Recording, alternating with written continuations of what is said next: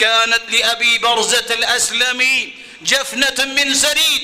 ابو برزہ الاسلمی رضی اللہ تعالی عنہ جب حدیث سنتے ہیں کہ بے بگان کی مدد کرو، مسکینوں کی مدد کرو، انہوں نے طے کر لیا آج کے بعد ایک پیالہ صبح اور ایک پیالہ شام صرف میں پکایا کروں گا.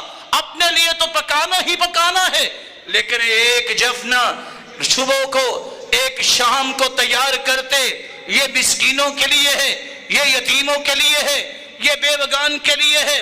رسول اللہ صلی اللہ علیہ وسلم نے کیونکہ یہ فرمایا تھا من ضم یتیما له او لغیرہ حتی یغنیہ اللہ عنہ وجبت له الجنہ، جو کسی یتیم کی سرپرستی کرتا ہے اس کے لیے جنت واجب ہو جاتی ہے. بلکہ آپ نے یہ اشارہ کیا انا وکافل الیتیم کہاتین فی الجنہ.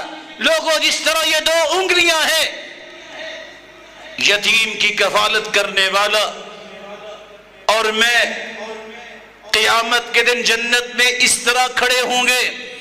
کسی بکری کے بچے کو پالنے کی تڑپ رکھنے والوں، باندری کے بچے رکھنے والوں اور بلیاں پالنے والوں، کسی انسان کے بچے کو بھی پالا کرو. تمہارے ذوق بلیوں پہ آ گئے، کتے رکھنے پہ آ گئے. کوئی بکری کا بچہ رکھتا ہے ضرور رکھو، لیکن بلیوں اور کتوں کو پالنے والوں کے لیے پیغام ہے کسی انسان کا بچہ بھی پالو، یتیم کے سر پہ ہاتھ رکھو، مسکین کی رکھوالی کرو.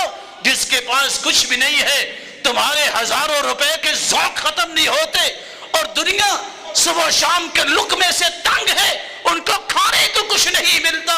رسول اللہ صلی اللہ علیہ وسلم نے فرمایا تھا جب ایک صحابی نے سوال کیا اللہ کی رسول دل بہت سخت ہے، کیسے نرم کر سکتا ہوں؟ فرمایا ان اردت تلین قلبک فاطعم المساکین وامسع رأس الیتیم. اگر دل نرم کرنا چاہتے ہو کہ دل میں اللہ کا خوف اور اس کی رضا آ جائے، اس کے دو طریقے ہیں.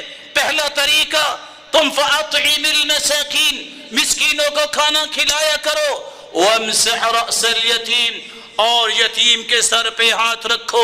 رسول اللہ صلی اللہ علیہ وسلم نے فرمایا الساعی علی الارملة والمسکین کالمجاہد فی سبیل اللہ وکالقائم الذی لا یفطر وکالصائم الذی لا یفطر. مسکین اور بے بگان کے بارے میں کوشش کرنے والا، خرچ کی بات نہیں ہو رہی. کوشش کیسے؟ آپ کسی کو کال کر دے فلاں مسکین کی مدد کرنی ہے، ای میل ڈال دے، واٹس ایپ پہ شیئر کر لے، ٹویٹ کر دے، اور آپ خط لکھ کے بھیج سکتے ہیں. کوشش کرنا، اپنے گھر میں بیٹھ کے بھی کوشش ہو سکتی ہے، لیکن اجر کتنا ہے؟ جتنا اللہ کی راہ میں جہاد کر رہے ہو. اجر کتنا ہے؟